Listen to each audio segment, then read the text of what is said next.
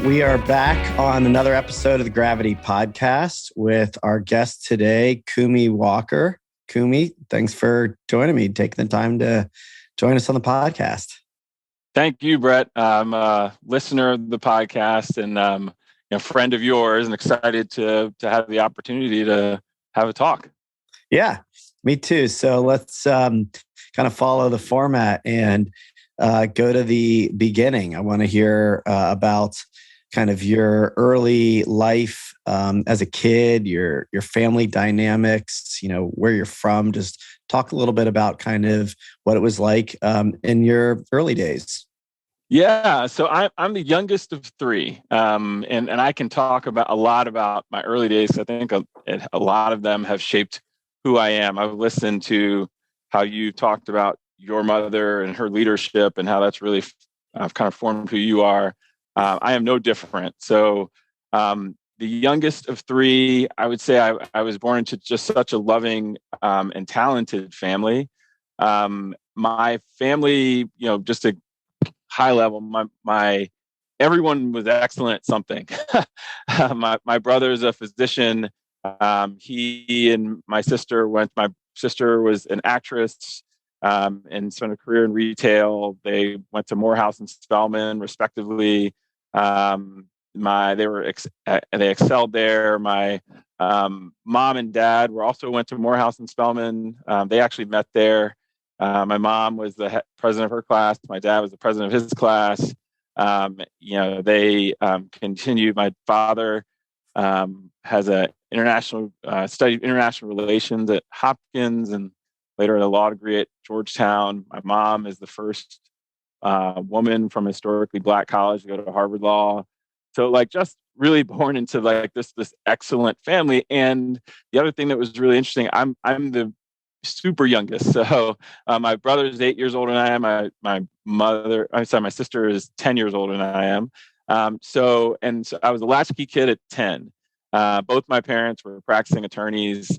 So a lot of my kind of childhood was spent, again, in a very loving family, but very much figuring things out because I was alone a lot. Once my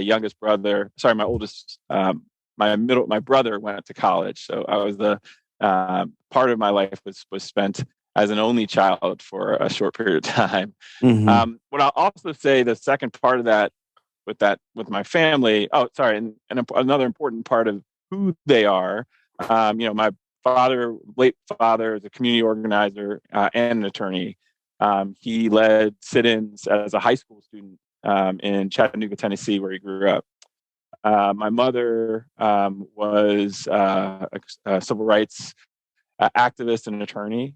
So she was they were both very much involved in the civil rights movement. And I would say a big part of our family was really rooted in knowing who you are and getting confidence about who you are from kind of what family means and how we got there, being really having a lot of humility, but also confidence. And that was a big part of what my parents really instilled in us.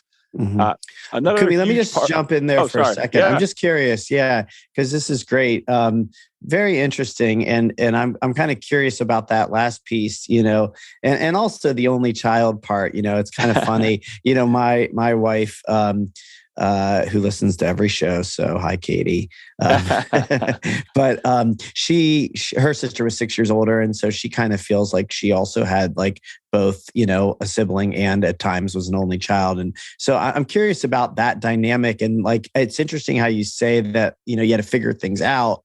And how that, could end up really serving you. And at the same time, you've got this really loving family, and I'm an incredibly impressive family. And I'm also kind of curious about how they really did instill humility and confidence, because those are two things that if you can embody those two things, knowing who you are and being strong and confident yet humble is a beautiful combo. And I'm just curious, how did they really instill that in you? That's a great question. I think about that a lot with my boys. I'm raised in the process of raising. I think I've thought about this a lot, and I think I've been more mindful of this since I had my first son. And I think a big part really starts with, they call it psychological safety, but I'll just say safety in general. Particularly for a person of color, I just always felt safe growing up. And a big part of that is my family, but also a big part of it is the community I grew up in. I'm from a town called Columbia, Maryland. It was started by a real estate developer who I'm sure you're familiar with, named James Rouse. And he was a real revolutionary. I don't know how much you know. Are you familiar with James Rouse? I know, Columbia? Yes, a little bit. Okay. Yes. I know about Columbia. So Columbia was one of the first planned communities, and I think people hear that and they think, oh, like all the houses look the same or whatever. But really, it was he built this community and he sent this internal memo to his company that I think would still be pretty revolutionary today. But it was in 1967, 68. And he basically said, no matter who comes to buy a home, you're going to show them all the homes, whether they are Black, Asian, Jewish, like whatever their nationality, they're all going to be able to buy a home here. And what that meant was it created a community of people who were diverse, and the people in that community wanted to be in a diverse community. So for me, just going back to your question, like not only did I feel safe at home, I also felt welcomed and safe in the community where I grew up, which everyone should feel that way. But I didn't learn until I got older and kind of went to college and moved away from home and moved around the country, that was actually fairly unique, particularly for a person of color. So that's the safety piece. And I think the confidence piece doesn't all come in one big thing. I think it comes in little moments where you earn and begin to gain confidence as you get throughout the world. But I think it's really hard to have that if you don't have that first element of just like feeling safe. Mm-hmm. Yeah. That's really fascinating because, I'm just thinking about it, from a real estate standpoint and really, what I've been trying to do is build communities that would really help people in any number of ways as they go about their lives. And so I'm kind of struck by the fact that, there's a man who really wanted people to feel safe and focused on the importance of diversity, and then how that did trickle down into your life, it's had a huge impact on my life in so many ways, and it meaningfully, I think, changed how I see the world, how I interact and have a relationship with other people, particularly those that don't look like me.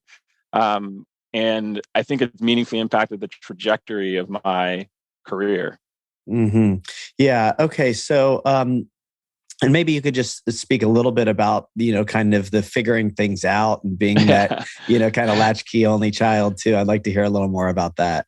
Yeah. So, absolutely. I'll start with so my mom was a trial attorney, and this was before kind of kids had cell phones. So the only way that I could get in touch with my mom when I was a kid is I had to call her secretary to answer, and then I had to find a good enough reason to get to my mom because she was usually pretty busy. So clearly, if there was anything wrong, I could always get to my mom. So that was kind of the money move. That was the lever. So I was at home one day. I had to have been nowhere. I was maybe 10 or 11. And I called my mom, and I remember this so vividly. It was a really important lesson, and it'll give you a little insight into my mom's teaching philosophy. I called my mom and I said, her secretary answered, and she said, Kumi, your mom's in a deposition. Is this really important? And I said, can you tell her it's urgent? So my mom comes to the phone and she's like, what's going on? I'm like, hey, how do I boil an egg? I'm hungry. How do I boil an egg? And my mom hung up on me. So I don't know if it was that day, but eventually I learned how to boil an egg. Yeah. She, I think I always felt like my parents always were there for me when I needed them. But I always felt like a big part of like my job was to figure out things and through trial and error. And I think a lot of how I've led my life has been, you can dump me anywhere and I have confidence that I can figure it out. Yeah. Well, it's really a very important thing, I think, for people to hear, especially today. And, you talked a little bit about kind of how, you are influenced as a parent based on some of the things that you learned along the way. As I can speak for myself that, you have a tendency to just want to make sure your kids are okay and that they have what they need and you love them and you want to give them all the love. But sometimes the most loving thing you can do is hang up the phone and let them figure it out. Right? You got to learn how to figure things out. That is right. That is right. It's hard because you have these kids and you're like, oh man, I just always want to protect them.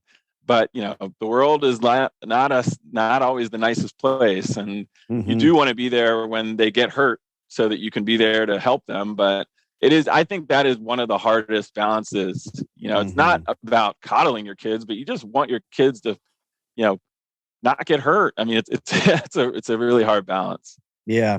Okay. So I think I interrupted you. You were going to say there was one other thing that was really impactful from your family. Oh yeah, I was just going to basically talk about the community, and I think the thing that really changed how, or in hindsight, I think it's really easy. It's really hard to look at your life connecting the dots going forward, but it's really interesting to go back and find the dots that have gotten you to where you are. And I think the thing for me that I never liked this concept of networking. Or the way that people would use it. Oh, come to this event, we're going to network. And I'm like, well, what are we going to talk about? Like, who are the people? And but I realized that the networks are really powerful, and being in network is really powerful. I can talk more about that. But for me, having real relationship with people who are very different than I am, super early on in my life, has meaningfully impacted the opportunities that I've been able to have, and also the networks that I've been able to and relationships I've been able to build throughout my life.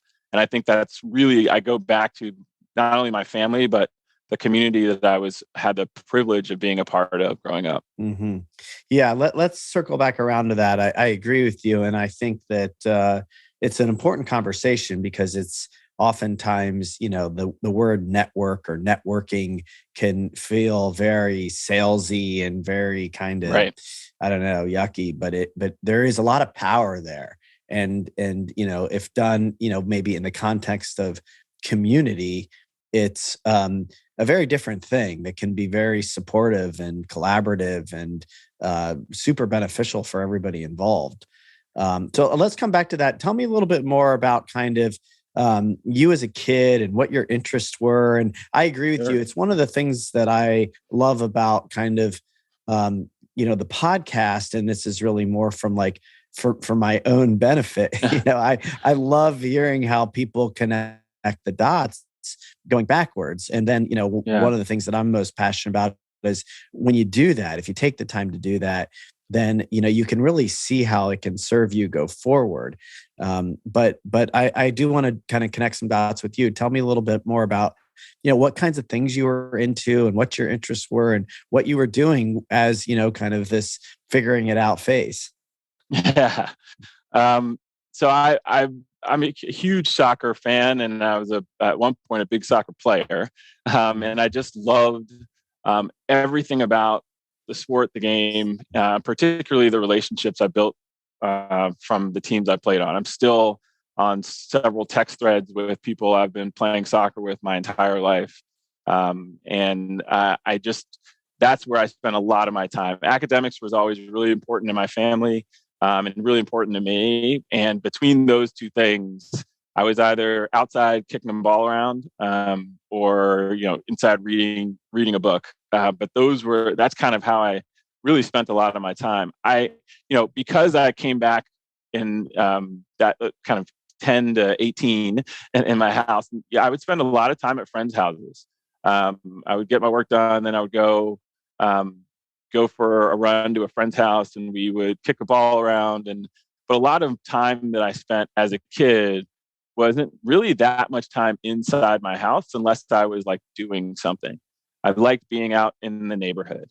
And then the weekends, it was soccer all day, all night. I played other sports, but really soccer was the thing that got me. But part of the reason I loved it beyond the sport is I felt like it was a pretty international sport. I felt like my world was bigger when I got to like learn about teams. This was before the Premier League was everywhere on TV. Even though the Premier League was established when I was a kid, but I would watch Ajax on Saturday morning because Ajax was the only games that they showed. It felt so cool to see these players that some were Dutch and some were French and some were, and it just felt like my world was bigger just because I was connected to this sport. And I knew I always one day wanted to study or live abroad, and I wanted a bigger world, and soccer felt like a pathway to that. Mm-hmm. Do you remember kind of anything that was like underneath the bigger world? Like, do you remember kind of like why you had an interest in a bigger world? Was soccer what exposed you to that, or was there something that was exciting about that brought you, to soccer? Is there anything else there? So I will say, so my parents were, so I grew up in Columbia, Maryland. My parents were attorneys in DC. And, every once in a while, in the summers, when I was a young kid, I would like go and be like an admin to their secretary in the office. So I would file things, whatever. And their secretary would always just walk me around to get me snacks. We'd walk together to get snacks and just walk around the city. And DC felt like so big to me.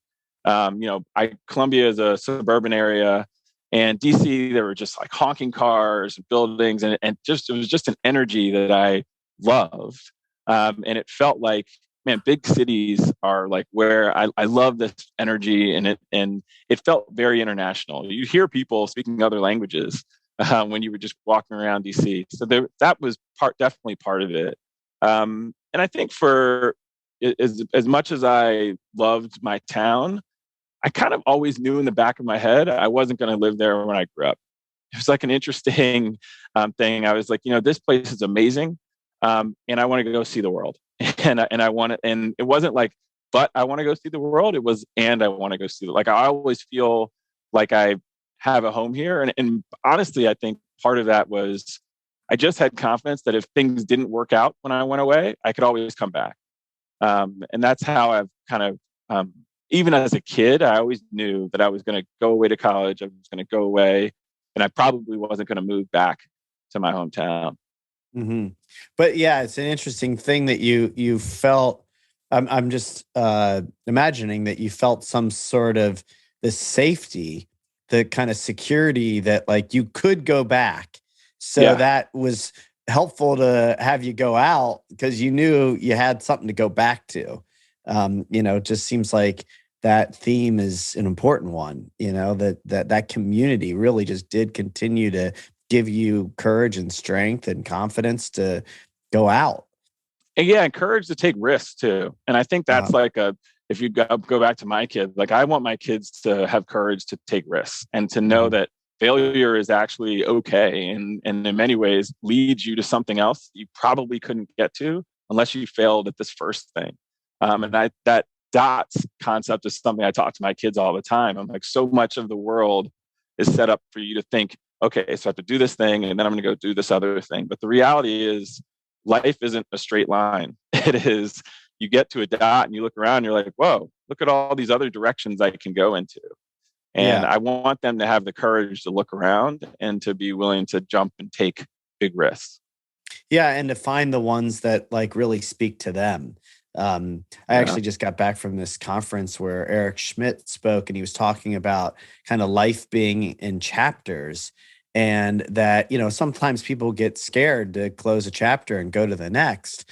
And in fact, what he encouraged people to do is to run to the next chapter, and not because of like, shiny objects or, next thing, always moving on to the next thing. His belief was, and I agree with this. I've seen this in my own life, that it's part of how you evolve as a human being.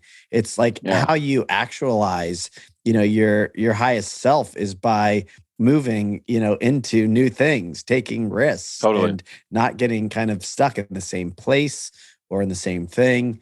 So, and I kind of want to just circle back around to soccer a little bit, because I'm curious about kind of how you embodied that sport beyond kind of the global aspect of it and the international aspect of it.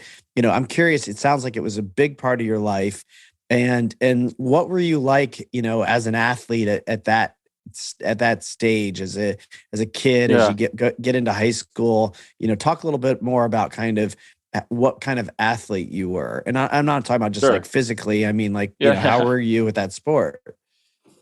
Yeah.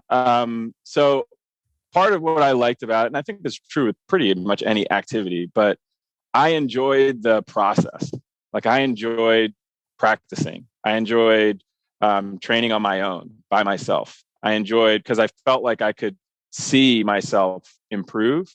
And it wasn't a grind for me. I wasn't doing it so that my coach would congratulate me or so that my parents would be excited about my play. I just enjoyed spending time, like, literally getting better at controlling a ball and getting better at like figuring out how to read offenses. I was primarily a midfielder and defender.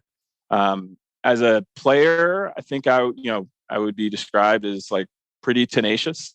I like enjoyed going up and playing the best. Didn't always win, but we won a lot. And I loved it. I love competing. I think the part that I really loved was like, you get really close with people when you go through something that's hard. Mm-hmm. And soccer was like a forcing function of going through something hard just by playing people that were better than you.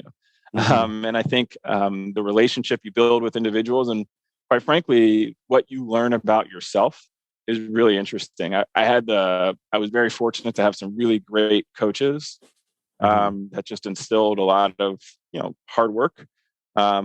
But beyond that, I think the other thing, that they were just principled people. They were people I looked up to. When I think of like, people always ask, "Oh, who did you look up to?" Certainly my parents. Like, absolutely, I'm fortunate to be able to say that, and I know that. But my coaches were like a close second. These were people I spent a lot of time with who, gave me an opportunity and also pushed me. And I think there's a balance. I have my own principles that I try and live by. And when I have teams, we have them for our team. But one of them is this concept of tough love. And I think I really learned that in soccer. And you can't have just one. You can't just have someone that loves you and doesn't care about you enough to be tough. And you can't have someone that's just so tough and doesn't love you. Either of those, I think, are bad combos. But when you put them together, I think it's really powerful. And I think I've gotten the most out of myself in soccer when I have applied that principle to myself. Hey, like, here's something you're not good at. So you need to work really hard so that you don't let your team down. Mm-hmm. And at the end of the day, that was really always kind of the motivating thing that got me to do the extra training, be as tenacious as I think I was on the field. It was really, you don't want to be the one that let the team down. Mm-hmm. Yeah, interesting. And I'm kind of curious. You mentioned, and I don't know, I'm not sure, how much this factors in, but I'm kind of curious about like the intellectual part of sport and soccer. Like, how much of it, were you able to kind of use your intellect to figure things out, to navigate the kind of, and even knowing like, well, I better work hard if I'm gonna. I mean, it sounds like it's sort of, basic, simple stuff, but you're using your mind, in this process quite a bit too, right? Oh yeah, I think it's a huge mental game. I mean, the first is like, when you think of figuring it out, it's like, okay, so what is the situation? Are we playing a team that is a lot more talented than we are? Is the person that I am kind of defending and attacking against, is that person? What are their strengths? What are their weaknesses? Are they easily rattled? How can I take them off their game mentally? all of those things, all the while in conjunction with how's my team doing? What's going on? What's our situation look like? And I think that's the piece that's so fun. Like you can't replicate that. Like as much as I love watching the game now, as much as I love, staying fit, I'm 3 ACL surgeries. I don't play the game anymore. But man, I miss that. I miss every game was different because there's so many different mini situations with opponents and teammates and your coach and theirs. Tactically, game planning, all of those things changes on a minute by minute basis, and that's the fun part. The physical part, you have to be fit enough to be able to last the 90 or 120 minutes with overtime, but that's the easy part. The fun part is, hey, how can we win? How can we break this team down? How can we preserve our lead or come back? How do we stay mentally in the game when we're up a goal with very few little time left? All of those things, and those things, by the way, translate really well to like work and personal life as well. Yeah, I was going to ask you about that, and I want to make sure we kind of follow the threads through college and beyond. But as long as you brought that up, I think a lot of times still today, our society kind of demeans sport. And maybe not just sport, but like fun in general, or any kind of hobby. I paint, I play guitar, I play tennis. I used to run marathons, and in each case, I have really found a tremendous amount of learning about myself and about life, and certainly in the case of sport, about team and working with other people. I mean, there's so much to learn by playing sports in particular. And, people kind of write it off, I think, as like, fun or hobbies or, entertainment. But really, there's a lot there to really learn from in working in life.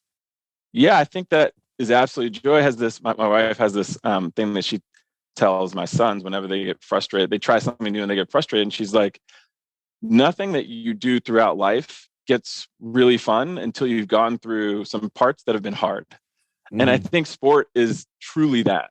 Like if there's any hobby that you talked about, you didn't pick up a guitar and become as good at playing the guitar as you are now. You always got to a point that was hard and you had to figure, or that was like frustrating. I'm still at that point, actually. I didn't say I was good at it. I'm not good at it. I don't know about that. I'll have to find out one day. But I think that's the piece that I think of that actually informs how you get through those things in any other part of your life. When you get into a relationship that's hard, like what do? Do you just walk away? Do you just like quit it?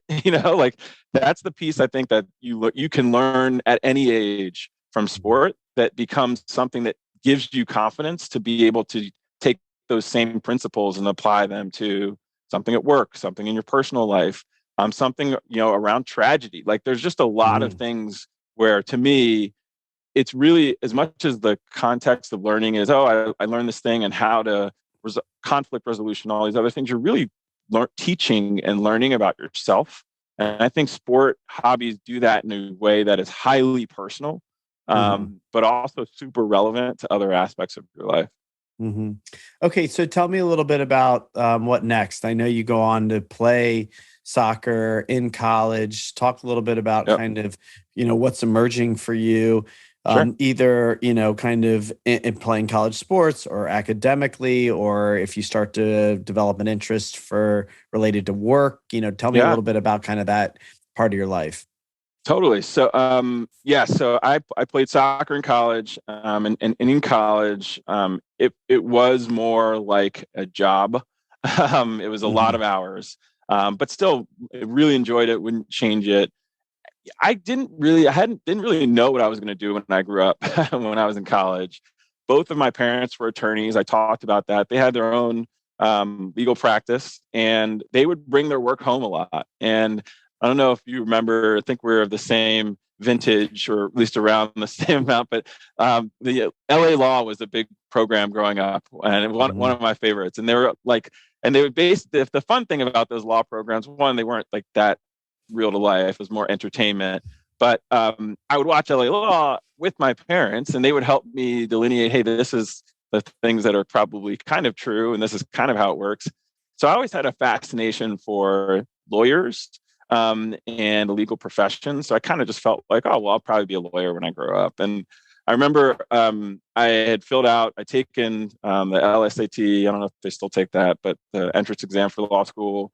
And I'd filled out on my applications, and I was going to actually mail my application when a classmate of mine invited me to this dinner. And he had interned at an investment bank the summer before. And the dinner was with, they had asked each intern to bring 2 people with them to this dinner.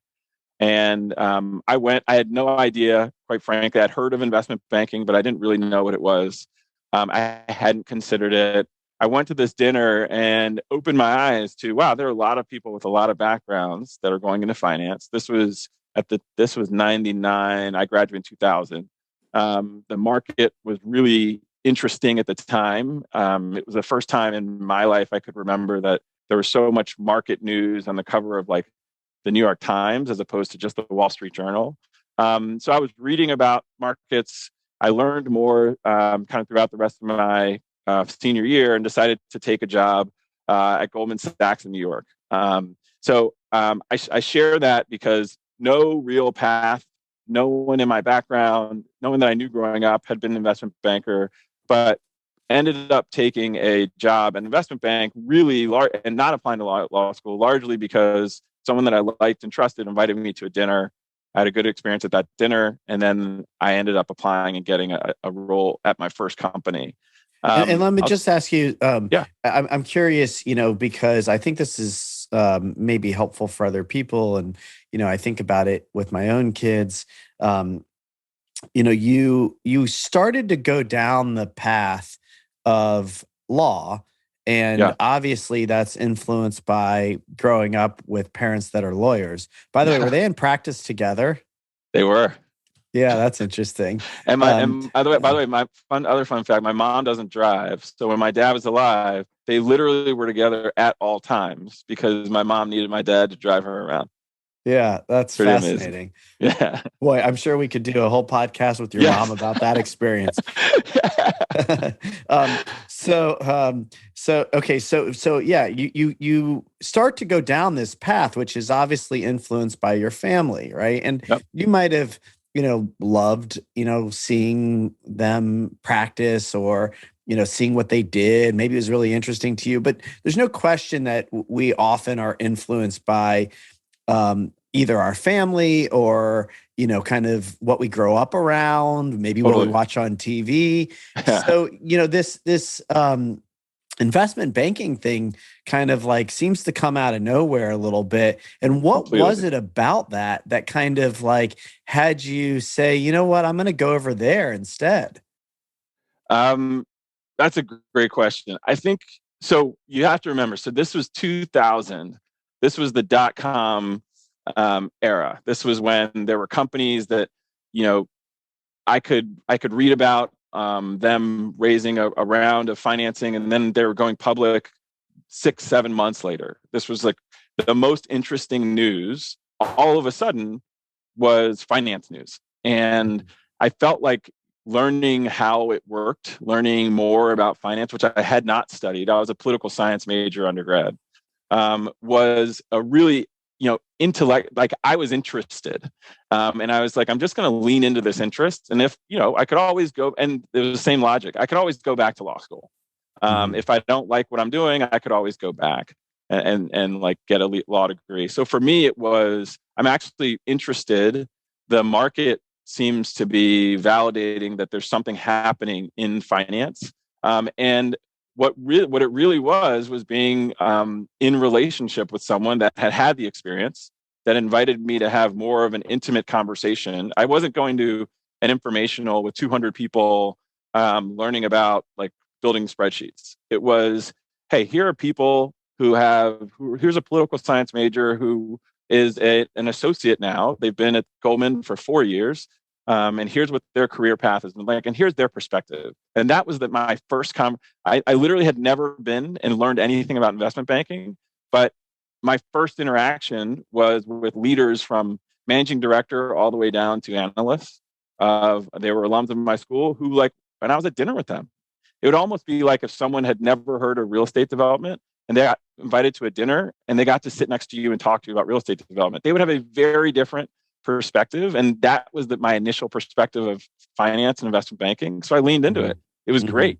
So yeah, I think I think more than anything, even more than those macro things I talked about, it was really that I had an intimate relationship with someone that was my initial interaction. It was like someone that I trust has now introduced me to people that they know, and they're telling me in an intimate setting, hey, what is this career like?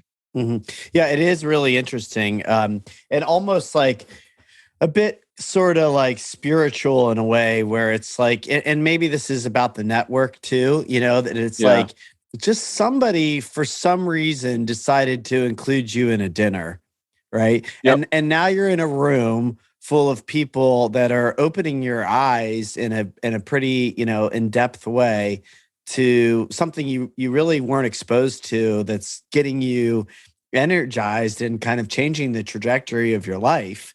Totally. It sort of feels like, man, that feels like bigger than it, maybe we think it is even, like, totally. and it makes you kind of, remember to do that for other people, Totally. Yeah, absolutely. And I think that element of how you get introduced to something is really powerful.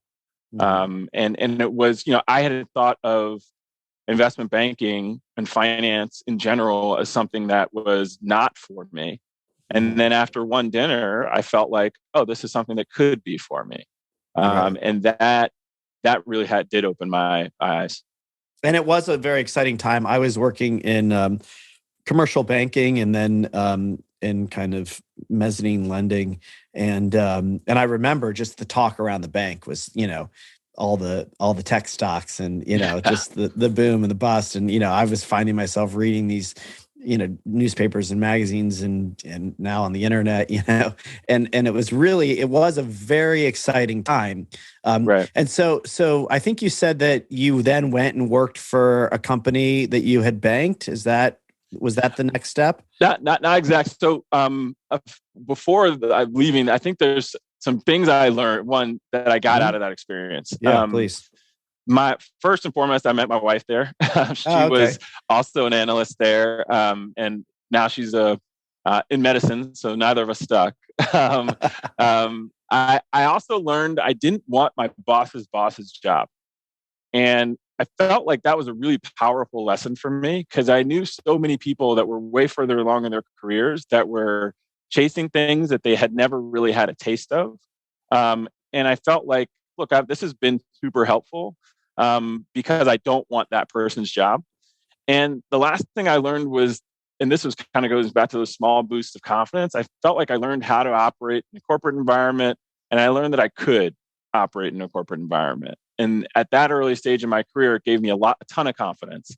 And with that, I said, what was kind of everyone was saying at the time, people around me, I would say, is, okay, well, you have to leave to go do something on the buy side, or go join a bank at a higher, level, or, so I went to a nonprofit real estate holding company. We were nine people.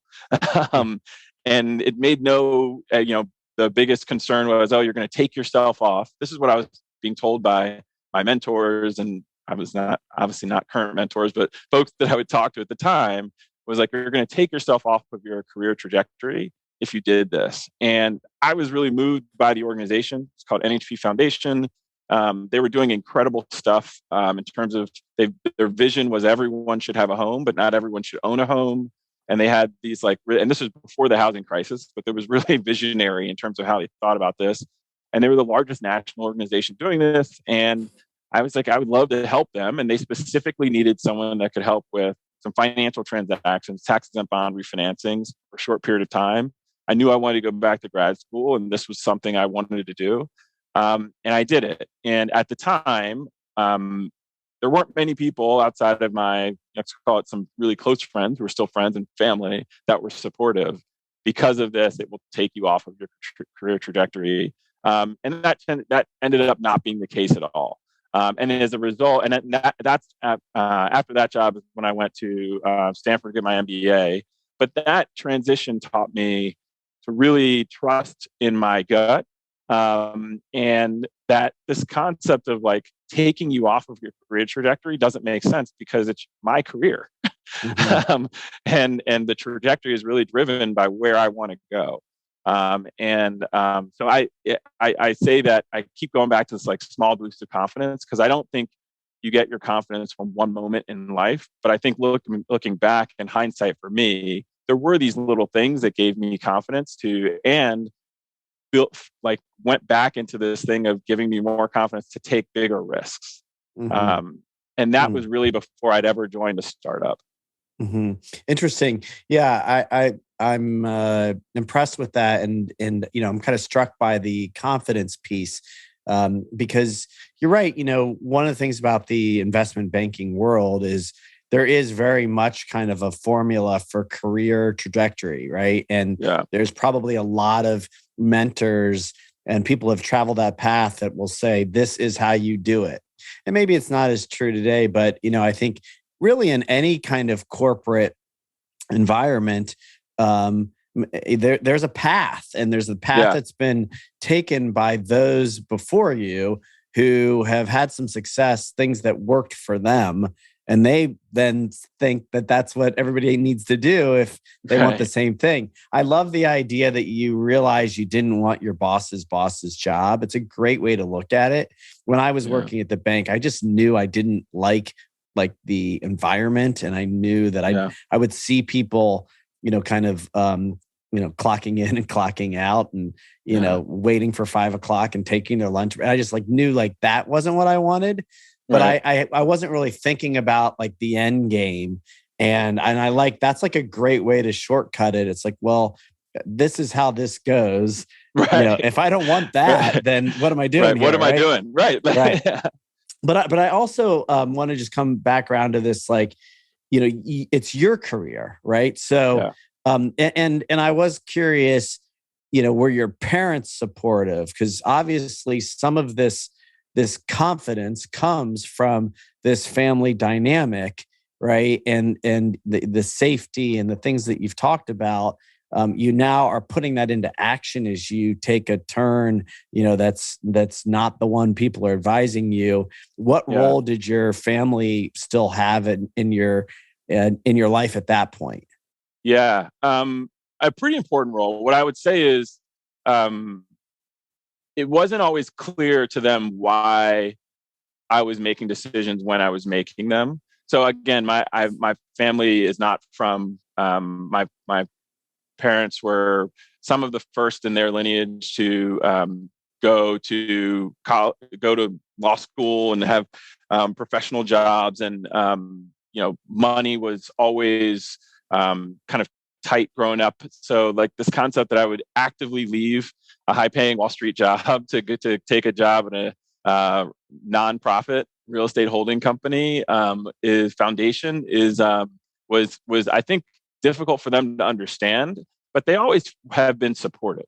And I felt like that also was really helpful for me, because I didn't want to be in a scenario, and I've never been in a scenario where I felt like I can't go to my family, now my wife, and be encouraged to take big risks. I think they would always just encourage me to make sure I was taking whatever decision I was making, make sure I was making that decision for the right reason for me.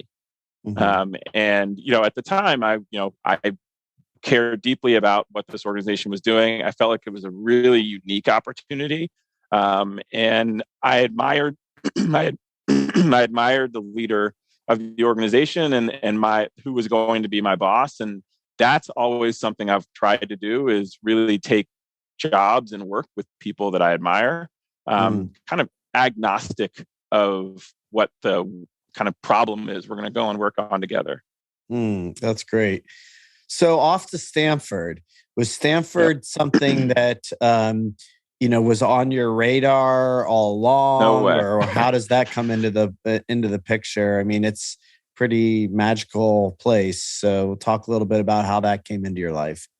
Yeah, very, very magical place. And I really enjoyed it. And some of my closest friends are folks that I met there. It was not always in the play. I knew kind of coming out of college, if I was going to be in business, I wanted to go back to business school. I didn't study, I didn't take any finance courses in college. I didn't take any kind of marketing or any of the kind of the core curriculum that you would expect from someone that's going to spend their career in business. So I knew I wanted to go back at some point to business.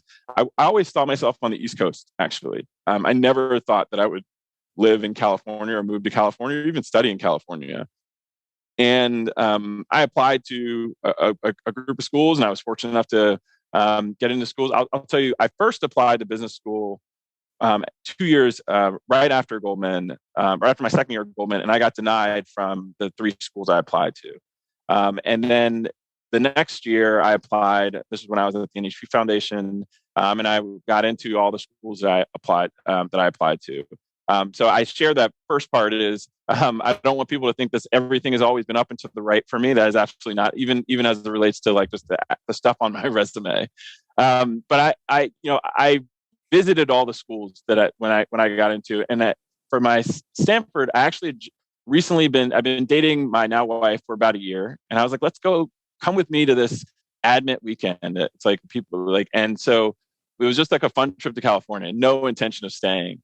And she came, and it was a great trip, and we were going back. And at the time we were long distance. She was flying back to New York, and I was in DC at the NHP Foundation.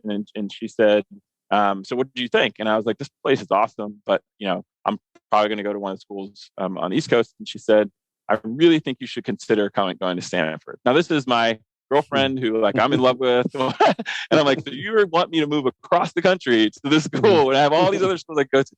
And she said, it feels like more of an environment for risk taking. And that is kind of like, it's a lot less like what you've been exposed to in New York and in DC.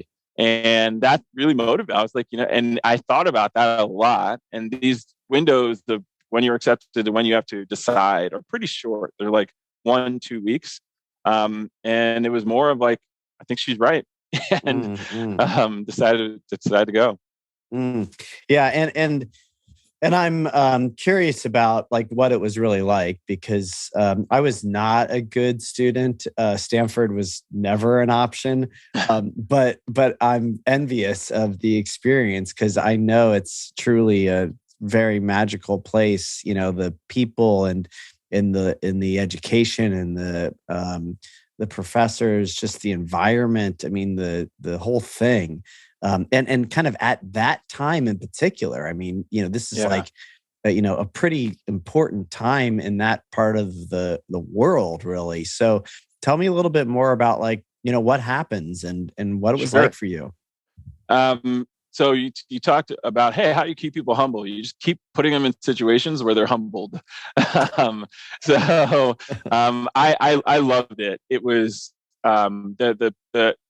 certainly the professors, some of them are lessons I pull from today, and that's no exaggeration. It was amazing. I had a class, 2 or 3 classes that had really formative impact on me. One called Interpersonal Dynamics, touchy-feely, that basically helps you figure out it's interpersonal. It's, hey, yes, you want to lead organizations, but first you need to like understand people. And you need to lead people, and that requires you really connecting with people and understanding that you got to bring your whole self to work. And how do you cultivate and nurture that type of and become that type of leader? Incentives and productivity. And these people, like these professors, like worked in the White House. They like have these like amazing the research.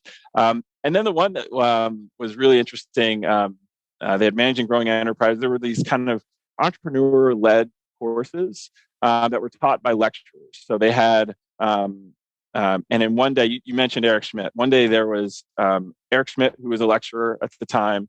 There was the founder of Benchmark, and there was, and they were teaching a class, and it was around venture capital. And the question was, do you invest in great entrepreneurs or do you invest in great markets?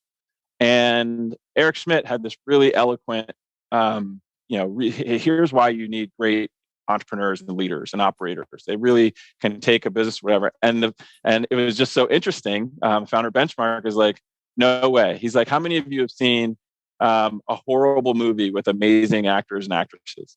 And he's like, that's what Eric is pitching. He's like, he's like, markets always win. And it was just so funny to see these like wildly successful people, one an investor, one an operator, go at it, but at the same time teach you and help inform how you think about the world in a classroom. You're like, these people are the people doing it today. So yeah, I could go on, but I really enjoyed my time out there. Yeah, it's interesting. Eric actually also in that same talk, he was just being interviewed like in a fireside chat, and he was talking about how he knew that his secret to success was just kind of hitching himself to really smart people, and that he was never a founder of anything, which is interesting. And it was it was really sort of said in a very humble way, because I'm like, the guy's worth $26 billion. Like, he was kind of leading a lot of things, and he was just pretending like he, was just, along for the ride with, Jobs and Sergey and whatever, but super impressive. There's definitely some power there. And, it's also fascinating. Another VC firm that was at the same conference was talking about how they are now just investing in people, not ideas. And it's not even so much like in the way that, we had kind of, or I've kind of heard that in the past. It was like they're going to kids in college and writing $1 million checks and saying, we don't care if you have an idea yet. And we don't even care if your first idea is the right idea. We just want to bet on you. And so it's like super early stage. And maybe we can talk about, kind of your, venture experience. But sure. Tell me a little bit, before we kind of get, to that, I want to make sure out of Stanford, you start to immerse yourself in that tech world. In Silicon Valley. Talk a little bit about that part of your life. Yeah, absolutely. So came out, and I still feel like I didn't know what I wanted to do when I grew up. But the thing I liked about technology, and by the way, I didn't take Andy Grove's class. There's so many classes I didn't take. If I could go back now, knowing what I've done in my career, I would take. But what I did know was, and what I loved was, things were changing so fast that it really required you to almost be a student to really understand and to enter into a new business market. And that's what I loved. And then the second thing I loved was to be an expert in something that was developing. At the time, all the phones that people had when I was in business school were Trios. I don't even know if you remember those. This was before the iPhone. But mobile was becoming a kind of a category, and people, and specifically the consumer element of mobile, really didn't exist. So I liked the idea that things were moving so fast, it required a lot of learning. And I liked the idea that you could become an expert in a shorter period of time, 3 to 5 years. When you think of becoming an expert in manufacturing, those are, or other kind of more stable industries, that requires a lot more time. So I just love that. And I knew that I was going to be in the Bay. My wife was training there. We enjoyed living there. So that's when I really immersed myself in tech. And I took my first job actually was at a Series A, joined a Series A funded company. I'd met, and that job came to me through relationship. The job was never posted anywhere. I met the founder, helped him raise some capital, and joined to lead business development, which I'd never done, but learned a lot about early kind of high, let's call it, I was doing software infrastructure. So this isn't like kind of consumer stuff. So I had to read API docs to even know what it was that we were building. And I ended up working really closely with engineers, a lot of engineers, because of the product that we had, which actually was really meaningful. I didn't realize it at the time. And because the product was so technical and because the team was so small, it actually required me to go way deeper into understanding of the technology than I would have if I joined one, once the company was larger, and two, if the product wasn't as technical, which again will serve me later. So grew that business. We actually were acquired by PayPal. So I went to PayPal for a short period of time and then was recruited out of there to join Twitter to actually do something very similar to what I'd done at my startup, but to lead that for platform business development for Twitter at a much larger scale. And that was really amazing. And what's interesting is I learned that part of my referral into that was because someone that I had been proximate with and got to know when I was working with this highly technical product, who was technical and working in a technical function at Twitter, recommended me for this role. So I like going back on these dots. It's like, okay, these relationships came because of like diving into the work, but also were really meaningful in kind of each step along the way. So yeah, I was at Twitter for 4 years. I led platform business development. The head of business development at the time tapped me and another a technical person on our team, and she said, "Go build something. Like figure out what we should be doing." And we spent all this time doing that, and we built this really cool thing where we had this player, like a video player, and like tweets scrolling that are related to the thing that was playing on the video, live video. And we used a partner at the time that I've been working with was the NBA, National Basketball Association. And I was like, hey, can you give me feed of a game and tell me the time that the game happened? Because I was building a demo app. And so they did. They sent me this video, and then we layered on the tweets that were happening during the game, and then we presented that. We're like, this is what we should do. So she said, wow, that's awesome. And then the next day, a guy tapped me on my shoulder. He's like, hey, literally, it was like very covert. He's like, you should show this to Anthony Noto, who was at the time the CFO of the company. I'm like, why would I show this to the CFO of the company? And that later that day, I got pulled in his office, and he was telling me about this is a top secret thing, but we are in the finals of getting the Thursday night football from the NFL to stream on Twitter. And it's between us, and he names all these other Silicon Valley companies. Like, whoa, that's amazing. He's like, but we have to show them something. And I saw what you built, and I really like it. I'm like, okay, cool. So the next week, so he's like, let's just keep in touch. Who knows what will happen? Let's just keep in touch. That was literally my first conversation with him. The next week, Joy and I, we were on spring break with the family, and it got announced that Twitter wins the Thursday night football. It's huge news within my industry. And I got pings from Jack, Adam Bain, COO, and the CFO. Hey, can you send me the thing you built? So the next week, we have what's called tea time. And that tea time, they Anthony Noto gets up and talking about this NFL deal. And he's like, and this is what it could look like. And he shows the thing that we built.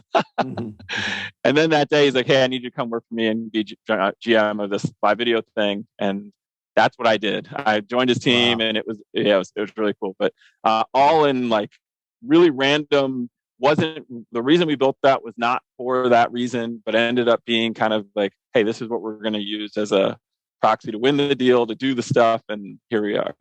Oh, that's awesome. Okay, I have to ask you, with all the Elon Musk news kind of the current state of Twitter, just tell me your thoughts on kind of, what's happening at Twitter today. I know you haven't been there in a while, but I'm sure you got friends that are. I do. So first and foremost, I feel for the people who are there. I will say of all the places I've worked, you work at Twitter because you truly, truly love the product and you think it's important. And the people there love the product and they think it's important. And it's a really hard product to build and to maintain. There's so many different voices. Disinformation is really scary. It's really hard. And I think it really requires a lot of people that have a lot of empathy and people that care deeply about, protecting the user's voice. Like Twitter has these principles about like making sure that you can get to the truth. And I don't think it's about maximizing shareholder value. And I think whomever it is, be it Musk or if that goes through, I think, having the right leadership in place at Twitter is really important. Look, I find Elon Musk entertaining. I think some of the things that he says around free speech, he's bought a company to take it private, and I don't know. I don't think he is. We'll see what happens. I also don't want this to age poorly. So, if Mr. Musk, if you're listening, like, best of luck. Yeah, I don't think he's tuning into the Gravity podcast.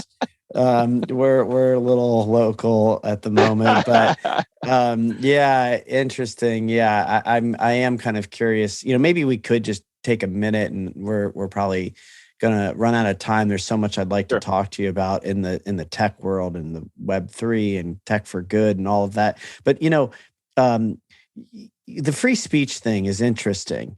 I think, personally, I'm an advocate for free speech, but I don't want Twitter to become a place where you can be racist openly and where things start to gain power that, really are not good for each other. Not at least the way that I see the world. And so I'm kind of curious, maybe you can just talk a little bit about, kind of what's happened in the world of social media and, kind of maybe the free speech issue as one example, and kind of, where maybe you see things headed, as my belief, I think, just as I've learned, everything is changing. Everything is changing. And mostly everything is changing as a result of the technology. And I'm not saying it's good or bad. I think, it has the potential to be very good. But I am kind of curious for you to maybe just speak to kind of how you see tech influencing our lives today and in the future. Yeah, absolutely. So I too think technology, particularly social platforms, have a lot of positive impact on the world. I think you see this in things like the Arab Spring, where you can literally have people's voices uplift and move people in a way that really wouldn't be possible in regimes that are controlling media. So I think that is a really important thing to remember in the context of social media. I think there's another element of free speech that is oftentimes forgotten. And that's the context by which free speech and the doctrine that we use to govern free speech was made. It was not made when there was an internet or when there was a platform where you could get mass distribution to mis and disinformation. Free speech, when it first became relevant in this country, the only way you could get an audience to say anything was for you to use the distribution that was available, which at the time, quite frankly, were newspapers. Well, you couldn't be on the front page of a newspaper spewing hatred and vitriol because advertisers wouldn't support that. They wouldn't put ads in those newspapers. So that's how it worked. You had to have a message that was at least tolerable to make it to the front page of a newspaper so that you could get an audience for that message. Now, that is almost the opposite of how messages work and spread on social platforms. If you say something that is tolerable and that people like, you will get very few engagements. You might get engagements with people that agree with you, but you will get very few engagements on these platforms. If you say something that has a lot of hate and vitriol and is really, kind of, let's call it disgusting, that message wouldn't be allowed to be on the front page of the newspaper. But it could end up, as long as it doesn't violate any terms, it could end up being getting viral on these platforms, getting a massive audience. Well, what happens with that? What happens when you can now start spreading vitriol? It's almost like even before newspapers, you would go to the park and there would be someone on a stoop and they would give a speech. Well, if they were giving a speech that was, really vile or whatever, people would push them off the stoop. You had to say something that at least resonated with people in a way that was not hateful. And I think the challenge is, by the way, that's not always true, but I think for the most part, that was true. And I think the challenge that social platforms have is, one, when you are talking about, hey, the founders of these companies, they could never have imagined the scale that these businesses have grown to. You can't imagine, hey, I'm going to build something that 2 billion, 3 billion people are going to interact with every single month. Or something like a tweet that will have impressions all over the globe within a second.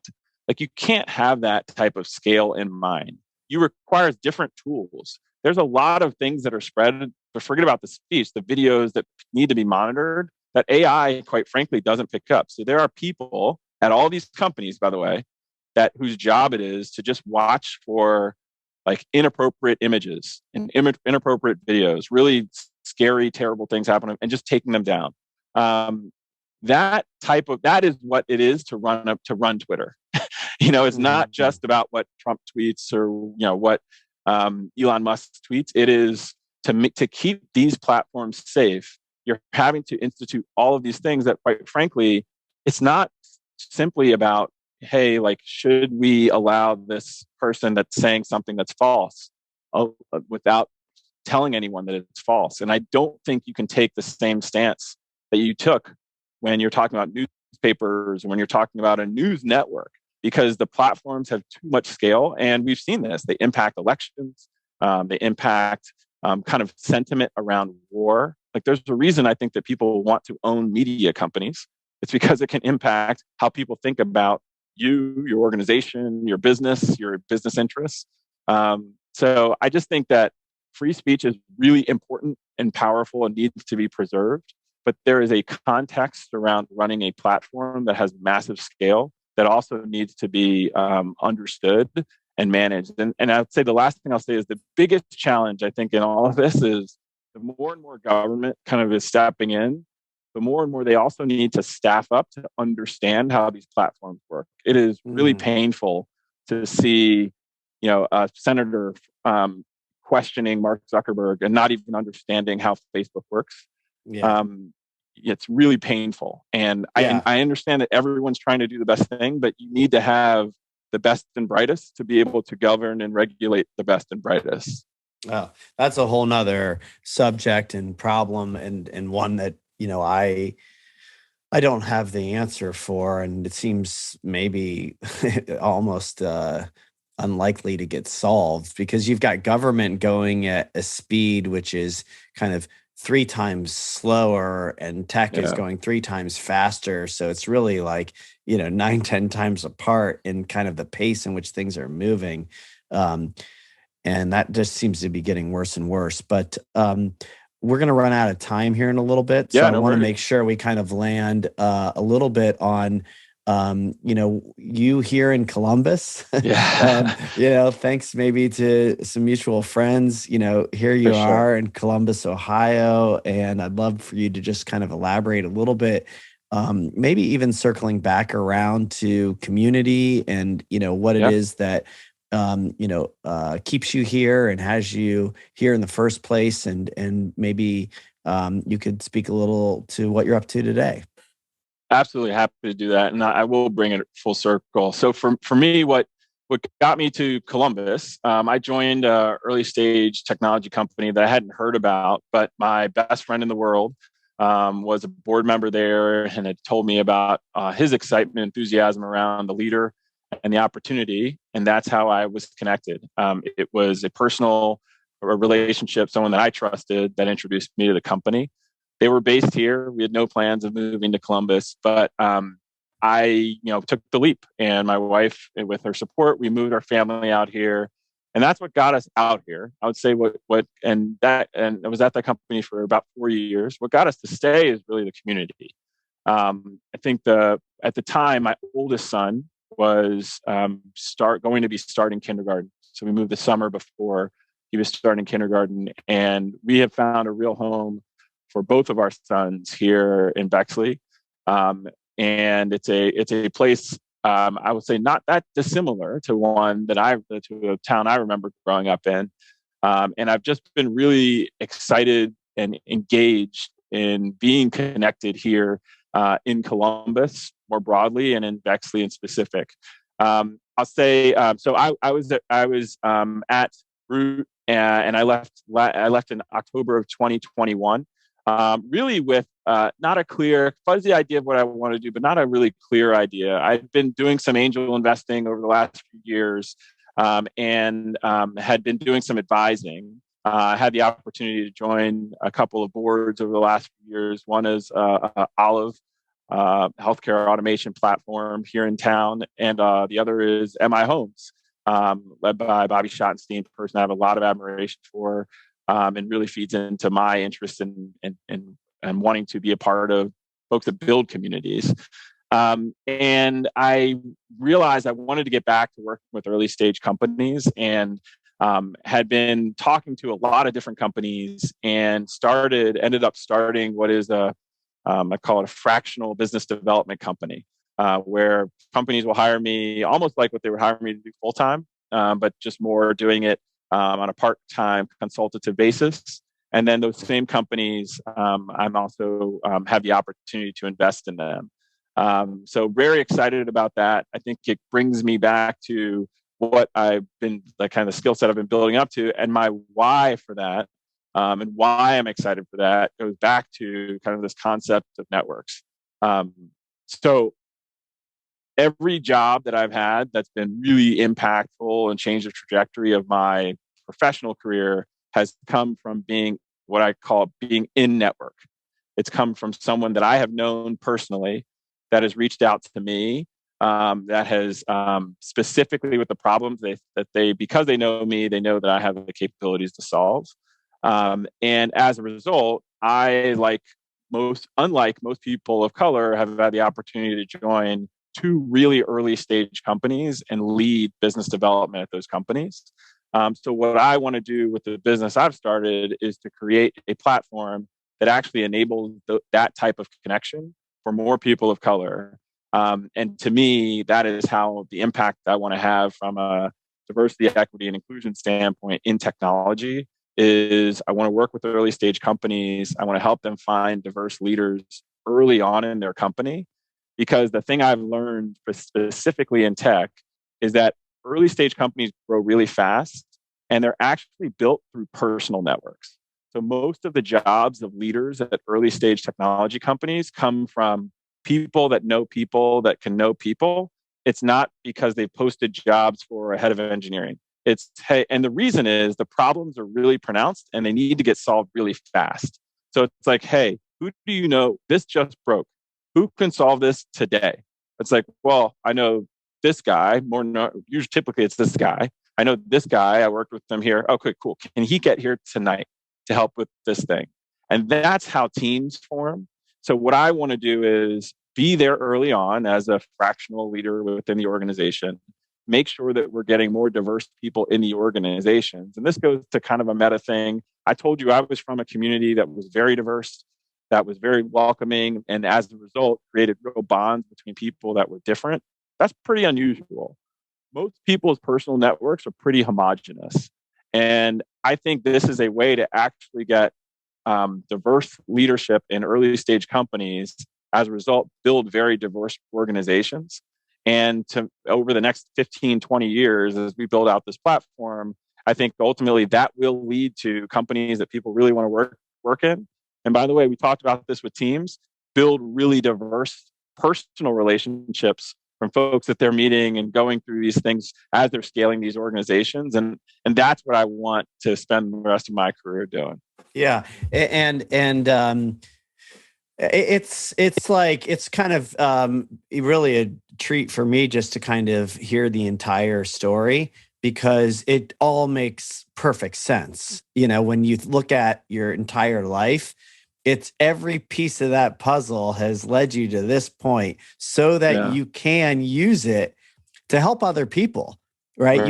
You can use it to build teams, to advise, to mentor, to create networks, to start things that are supportive of diversity. You know, I mean, all of your life experience, you know, your experience in Colombia, your experience with your parents, seeing their drive and their activism. I mean, it all leads you right to this work, which puts you, perfectly in the place to do some amazing things. So I'm excited about what you're doing, and I'm awesome.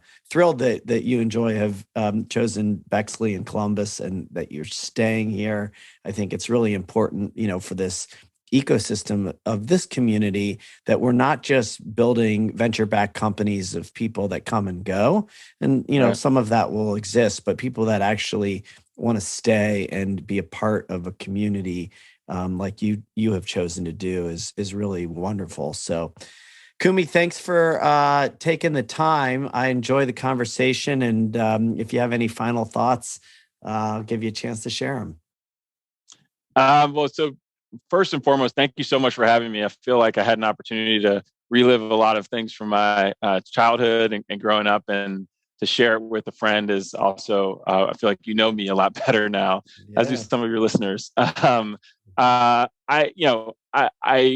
My parting thoughts are, I think it's really important to find a place where you feel safe. And then from that safety, it's really important to just push yourself to do things, and then return to that safe place whenever you need it. And that could be psychologically a place, mentally, that could be a place where you go. But oftentimes I feel like not everyone has found that place yet. And I think it's really hard to expect yourself to go and do really amazing things before you found that. Look for people that you admire and do stuff with them. I think whether that's in medicine and in personal life, whatever it is that you do, I think that's really been helpful for me. And then I just think it's just worth spending some of your life solving problems you think are worth solving. You'll find that you have energy around that when things get hard, and because no matter what you do, things will get hard. Mm-hmm. And then at the end of the day, you have to have fun. You have to find some things that you enjoy doing. So that's awesome. Probably it. But thank you so much. I've thoroughly enjoyed this conversation. Yeah, likewise. Thank you. All right. That's a wrap. Thanks, Kumi. All right. Take care.